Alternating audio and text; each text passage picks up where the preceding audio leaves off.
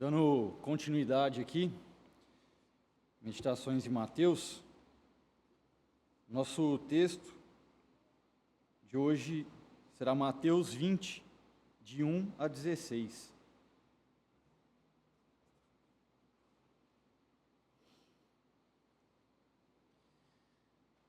O texto diz: porque o reino dos céus é semelhante a um dono de casa que saiu de madrugada para assalariar trabalhadores para a sua vinha. E tendo ajustado com os trabalhadores a 1 denário por dia, mandou-os para a vinha. Saindo pela 3ª hora, viu na praça outros que estavam desocupados, e disse-lhes: ide vós também para a vinha, e vos darei o que for justo. Eles foram. Tendo saído outra vez, perto da hora 6ª e da 9ª, procedeu da mesma forma. E saindo por volta da hora 1/10, encontrou outros que estavam desocupados e perguntou-lhes: por que estivestes aqui desocupados o dia todo? Responderam-lhe: porque ninguém nos contratou. Então lhes disse ele: ide também vós para a vinha. Ao cair da tarde, disse o senhor da vinha ao seu administrador: chama os trabalhadores e paga-lhes o salário, começando pelos últimos, indo até aos primeiros. Vindos da hora 1/10, recebeu cada um deles 1 denário. Ao chegarem os primeiros, pensaram que receberiam mais, porém também estes receberam 1 denário cada um. Mas, tendo recebido, murmuravam contra o dono da casa, dizendo: estes últimos trabalharam apenas 1 hora, contudo, os igualaste a nós, que suportamos a fadiga e o calor do dia. Mas o proprietário, respondendo, disse a um deles: amigo, não te faço injustiça.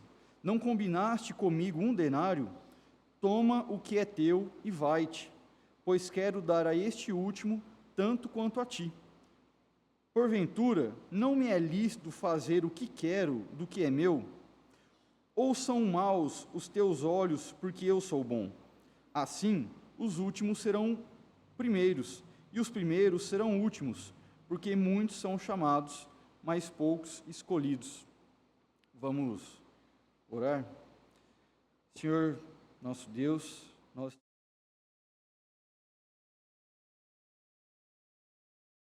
o Santo Evangelho, Deus, e te suplicamos, ó Pai, que se há algum pensamento equivocado em nossas mentes, que a luz da Tua Palavra dissipe, ó Pai, que o Teu Evangelho faça parte das nossas vidas, dos nossos corações, e que o Senhor transforme a nossa vida, ó Pai. É o que eu te peço, em nome de Jesus. Amém. Irmãos, antes de começarmos a falar diretamente sobre o capítulo 20, sobre essa parábola dos trabalhadores na vinha, a gente tem que pensar um pouquinho a respeito do contexto que antecede essa parábola. No capítulo 19, a gente havia visto que Jesus ele encontra o jovem rico e Jesus então ele denuncia o perigo das riquezas. Nos dias de Jesus, talvez os nossos também, por muitas pessoas, a riqueza era considerada evidência da aprovação de Deus. Então, ser rico, naquela época, e talvez hoje também, para algumas pessoas, é porque Deus está abençoando essa pessoa. Se ele tem posses, propriedades, está indo tudo bem, é porque Deus está abençoando. Em seguida, também ainda no capítulo 19, verso 27, Pedro ele declara para Jesus, diante desse contexto, eis que nós tudo deixamos e te seguimos. O que será, pois, de nós? Em outras palavras, Pedro diz para Jesus: olha, a gente deixou tudo para te seguir. E o que a gente vai ter agora? O que a gente vai ganhar com isso? Nós fizemos um sacrifício muito grande, talvez em busca de um certo merecimento ou recompensa da parte de Jesus. Então esse era o pensamento de Pedro, que ele havia entregue muito portanto, talvez ele merecesse muita coisa. E Jesus, ele dá uma resposta. No verso 28, ele faz uma promessa especial a Pedro e aos demais discípulos, de que um dia eles haveriam de se assentar em 12 tronos para julgar as 12 tribos de Israel. Em seguida, Cristo também faz uma promessa geral, dirigida a todos quantos sofrem perdas por amor a Cristo. Ainda no verso 29 ele fala: receberá muitas vezes mais e herdará a vida eterna. E se a gente para pensar com os nossos olhos, baseado na nossa sociedade, isso soa justo, Afinal de contas, eles entregaram muito, abandonaram tudo, e parece justo, não soa justo que eles recebam muito em troca por conta disso também, Nos nossos dias, nos nossos afazeres, eu acredito que ninguém vai discordar de mim se eu disser que, se eu trabalho mais, eu mereço receber mais. Não é normal? Alguém discordaria disso? Imagino que não. Se eu estudo mais, eu mereço, então, notas maiores. Se eu me entrego mais a algo, eu mereço um maior e um melhor reconhecimento. Normal, nosso pensamento enquanto sociedade é isso mesmo. Pois bem, no verso 30, Mateus 19, encerra dizendo: porém, muitos primeiros serão últimos, e os últimos primeiros. E a gente pode se perguntar, como assim? O que isso significa? Então, prossigamos, Devemos lembrar também que Pedro era judeu, e como um bom judeu que se preze, treinado na quase totalidade da ignorância quanto aos propósitos de Deus para a salvação, não somente dos judeus, mas também dos gentios, a saber, pessoas como nós, pessoas que não são descendentes diretamente de judeus. Tanto é que no livro de Atos, no capítulo 10, mostra que Pedro precisou receber uma visão celestial para que a sua ignorância quanto à salvação dos gentios fosse esclarecida. Não só Pedro, mas os demais discípulos eram fracos na fé e no conhecimento a respeito da salvação que Deus tinha para toda a humanidade. Pior, provavelmente eles davam maior importância a seus próprios sacrifícios por amor a Cristo, talvez buscando sua própria justiça. Aí a gente volta a pensar sobre aquelas palavras que Pedro disse a Jesus: olha, Senhor, nós entregamos muito, e aí, E que a gente vai ter em troca? E o nosso Senhor conhecia bem os seus discípulos. Por isso, essa parábola, que nós lemos aqui, a parábola dos trabalhadores na vinha, Mateus 20, é uma resposta de Jesus a esse questionamento, É uma resposta à justiça própria, ao merecimento. Cristo, pela parábola, falou ao coração dos discípulos e ao nosso também. Cristo identificou uma doença, o orgulho, aquele sentimento de merecimento. Ele identificou essa doença e ele remediou com a humildade através dessa parábola que lemos.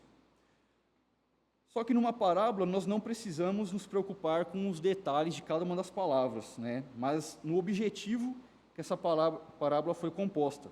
Então, a partir disso, nós vamos refletir sobre duas lições. A primeira lição é que Deus exerce uma graça livre, Deus exerce uma graça soberana e incondicional quando Ele chama o povo que irá professar o seu nome na terra.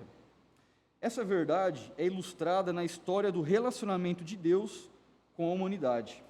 Vimos os filhos de Israel sendo chamados e escolhidos para serem o povo de Deus já nos primórdios da história. Quando nós lemos relatos de Gênesis, Êxodo, nós vemos um povo sendo chamado, bem nos primórdios da história.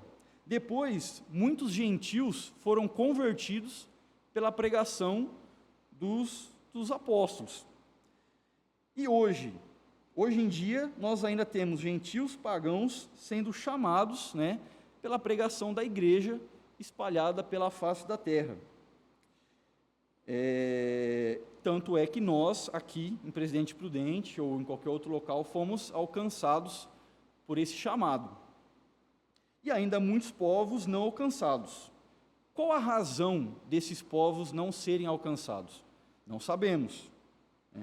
O que sabemos é que Deus gosta de afastar da igreja o orgulho, não lhe dando lugar à vaidade ou à arrogância.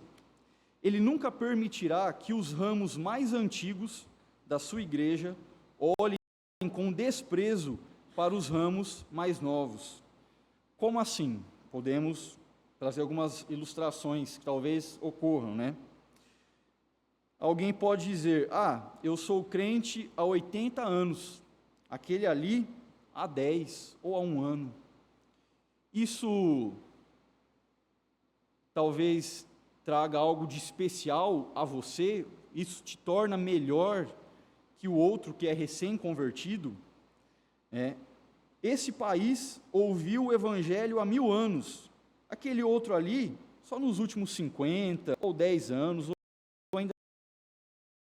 O evangelho oferece perdão e paz com Deus por meio de Jesus, hoje, aos pagãos, tanto quanto ao apóstolo Paulo naquela época. Não faz diferença. O evangelho pregado para Paulo é o mesmo pregado para nós. Isso não faz diferença. A salvação recebida, o perdão que Paulo recebeu é o mesmo perdão recebido por nós. Os convertidos do Brasil, de Camboja ou do Irã hoje serão plenamente admitidos no céu, tanto quanto Abraão, Moisés ou Isaías. A velha parede de separação entre judeus e gentios foi quebrada. Não há um povo ou nação, raça ou cor melhor ou mais especial que outra em relação à salvação, ou que mereçam mais a salvação aos olhos de Deus. Não há necessidade ou valor maior em pendurar bandeiras de Israel ou adesivos no carro, como se fosse um povo eleito exclusivamente para ser salvo. Judeus crentes e gentios pagãos crentes, ambos serão co-herdeiros e coparticipantes da promessa de Cristo. Não importa se é judeu, se é gentio, creu no Evangelho, é coparticipante da promessa de Cristo, como diz em Efésios 3:6. Do mesmo modo, aquele que creu em Cristo nos últimos minutos da sua vida será igualmente herdeiro da glória, tanto quanto aquele que creu desde a sua infância. Então, não importa se você tem muitas décadas de crente, a salvação é a mesma para aquele que crer. Todos aqueles que creram de qualquer nação, em qualquer período da história, se assentarão juntamente com Abraão, Isaque e Jacó no reino dos céus, ao passo que muitos judeus incrédulos serão rejeitados por Deus. De fato, os últimos serão os primeiros. Então, acabamos de refletir, que a graça de Deus ela é livre, soberana. E ponto 2 dessa lição diz que na salvação de pessoas, como no chamamento das nações, Deus é soberano e não presta conta de seus atos. Deus, ele tem misericórdia de quem ele quiser, e ele não tem misericórdia também de quem ele quiser. Isso talvez possa soar pesado, mas em Romanos 9, se possível colocar aí, Romanos 9 diz: pois ele diz a Moisés: terei misericórdia de quem me aprouver ter misericórdia, e compadecer-me-ei de quem me aprouver ter compaixão. Vemos isso acontecer nos relatos bíblicos, no nosso dia a dia. Timóteo foi chamado ainda criança, quando a gente faz um paralelo à parábola da vinha. Então, Timóteo trabalhou na vinha por 45 anos. O ladrão da cruz chegou tarde ao trabalho, na vinha. Foi um dos últimos. Um dia, o ladrão da cruz, pecador, endurecido, pendurado naquela cruz. No outro dia, onde que ele estava? Paraíso. Então, se a gente comparar, Timóteo, 45 anos, o ladrão da cruz, creu ali. No dia seguinte, já estava no paraíso. Aí a pergunta que talvez a gente possa pensar, né? Você acha isso justo? E por que da pergunta, irmãos? Porque na igreja, né, talvez menos, mas na sociedade isso é mais escandaloso, né?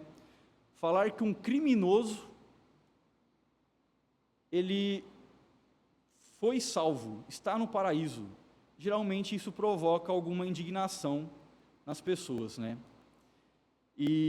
Mas como assim, né? Ele não fez nada para merecer essa salvação? Exatamente. Aí ele merece? Com certeza não. Nós não merecemos. Por que a indignação, né? Porque se imagina que a salvação ela é conquistada por nós, que o merecimento do reino deve ser conquistado por algo que eu faço, mas não é isso. Então, talvez aos olhos carnais, alguém que cometeu um crime, ele merece a punição, e é verdade, ele merece, mas os olhos espirituais nos mostram que o preço pago por Cristo é suficiente para pagar o perdão pelos nossos pecados. Bandido bom é bandido salvo, mesmo que no último minuto. Timóteo e o ladrão da cruz, ambos foram lavados e limpos pelo sangue de Cristo. Então, Timóteo, aquele que viveu 45 anos, ainda nessa vida, foi lavado pelo sangue de Cristo. Aquele ladrão que passou uma vida toda pecando, mas creu no finalzinho, também foi lavado pelo sangue de Cristo. O Evangelho nos permite crer que o pior dos homens pode receber a misericórdia de Deus. E eu acho que nesse momento cabe uma pergunta para a nossa meditação e reflexão, que é: isso te incomoda? Por que da pergunta? Porque quando a gente lê o relato do ladrão da cruz, e a gente fala, o ladrão creu, lá pendurado na cruz, ao lado de Cristo, e ele foi salvo, nós falamos, graças a Deus, glória a Deus. Agora, eu não sei os irmãos, mas às vezes, poucas vezes, né, assim, eu acompanho TV, vejo aqueles jornais sensacionalistas, ou vejo mesmo notícias de crimes, coisas chocantes, horríveis, e a gente muitas vezes deseja que aquele criminoso, sei lá, fez uma coisa, não sei, irmãos, pensem aí, né, uma coisa que talvez aos olhos humanos é imperdoável, fez uma coisa chocante, enfim, e aquela revolta vem no nosso coração e a gente deseja justiça, a gente quer que a justiça humana seja feita, ainda mais num país, né, como o Brasil, que muitas vezes a justiça é falha em punir os criminosos. Mas o porquê, eu perguntei se isso te incomodava. A questão é, irmãos, esse caso que os irmãos pensaram, talvez que a gente considere imperdoável para a sociedade, saber que essa pessoa, o pior daquele crime horrível que aconteceu, saber que essa pessoa, se ela crer no Evangelho, ela estar ao seu lado no céu, de alguma maneira te incomodaria isso? Né? Aquela notícia que você viu no jornal, que você desejou a punição daquele criminoso, te incomoda saber que ele pode estar ao seu lado no reino dos céus, se ele crer no Evangelho? Saber do ladrão da cruz, quando nós lemos a passagem, é algo que com certeza, não tenho dúvida alguma, que os irmãos vão falar, que maravilha, que bênção, né? Mas talvez quando a gente pensa num caso que você julga imperdoável, né, para alguém, é um pecado contra a graça de Deus. Não há dúvida de que essa doutrina soa muito estranha aos ouvidos cristãos, ainda que pouco experientes. Ela confunde o orgulho da natureza humana. Ela não permite que o homem se vanglorie em sua justiça própria. Ficar incomodado de que estupradores, prostitutas, assassinos, delinquentes que creram em Cristo estarão ao seu lado no reino eterno, nos mostra que não é por merecimento, não é por conquista nossa. É uma doutrina reveladora e niveladora e pode provocar muita murmuração, como provocou naquela parábola, né, dos trabalhadores que foram trabalhar logo cedo. Eles ficaram indignados que os que chegaram por último receberam o mesmo pagamento. Mas é impossível rejeitá-la, ao menos que rejeitemos toda a Bíblia. A verdadeira fé em Cristo, mesmo que só tenha 1 dia de idade ou 10 minutos, já justifica o homem perante Deus. Por quê? Porque Cristo a comprou, entregando-se a si mesmo, e Ele é mais valioso do que o universo inteiro. A justiça que qualquer membro dessa congregação, um verdadeiro cristão, se apresentará no dia do juízo, é a mesma com que se apresentará Paulo e os demais apóstolos. Todos serão salvos exclusivamente pela graça, e todos deverão tudo a Cristo. Alguém pode não gostar disso, mas assim é a doutrina ensinada nessa parábola, assim como em todo o Novo Testamento. Feliz é quem recebe essa doutrina com humildade no coração. Alguns homens de coração não regenerado, não crentes, alegam que os trabalhadores da parábola mereciam o seu salário, ou seja, o reino, pois trabalhavam representando boas obras. Olha, aquele trabalhador merece mais, porque ele trabalhou mais. Não devemos nunca supor que a salvação possa ser obtida mediante boas obras, mediante merecimento. Isso seria jogar fora todo o ensinamento bíblico. Tudo que o crente recebe é por graça, não por dívida. Deus nunca está em dívida conosco, em hipótese alguma. Mesmo depois de havermos feito tudo, continuamos sendo servos inúteis, como diz em Mateus, capítulo 17. Partindo para o final, irmãos, não estou supondo também que a distinção entre judeus e gentios tenha sido totalmente anulada. Particularmente, eu não sei se existe alguma diferença entre gentios, judeus nos dias de hoje para com Deus. Mas no tocante à salvação, no que diz respeito à salvação e à justificação, não há diferença alguma entre ser um judeu crente ou um gentil crente. Também não estou supondo que todos os salvos receberão idêntico peso. A propriedade comum de todos os crentes é a justiça de Cristo, mas nem todos terão a mesma posição nos céus. Em 1 Coríntios 3, verso 8 diz: cada um receberá o seu galardão segundo o seu próprio trabalho. Essas duas questões, deveras difíceis, pouco mais complicadas, fica aí uma sugestão para os pastores, talvez um dia esclarecerem uma pregação ou OBD, não vou entrar nessa questão. Finalmente, não estou supondo que é seguro adiar o arrependimento para os últimos anos da sua vida. Essa é uma ilusão muito perigosa. Talvez, se nesse momento passou um pensamento maligno pela sua cabeça, sugerindo que, então é mais fácil eu viver toda a minha vida agora, e lá no finalzinho, então, aí eu vou crer. Não caia nessa cilada, 2 Coríntios 6, verso 2, gostaria que fosse projetado, por favor. Diz, bem no finalzinho lá: eis agora o tempo sobremodo oportuno, eis agora o dia da salvação. Irmãos, nós não temos garantia alguma do dia de amanhã. Nós não sabemos quando Deus nos chamará.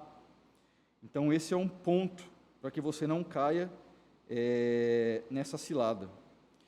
E a segunda questão é o seguinte: se você crê que Cristo é tão maravilhoso, por que não começar a segui-lo hoje? Por que você tem esse desejo de deixar apenas para o último dia? Se você não deseja estar com Cristo agora, gostaria de estar com Ele nos céus. Então creia no Evangelho hoje, não deixe para amanhã. Quanto mais os homens se demoram em obedecer à voz de Cristo, menor a probabilidade de virem a ser salvos. Haviam 2 ladrões ao lado de Cristo. 2. Um ladrão foi salvo, para que ninguém se desesperasse da sua salvação, mas somente um deles, para que ninguém seja presunçoso. Uma falsa confiança em deixar para o último minuto tem levado muita gente ao inferno. Creia em Cristo ainda hoje. Vamos orar agradecendo? Senhor, nós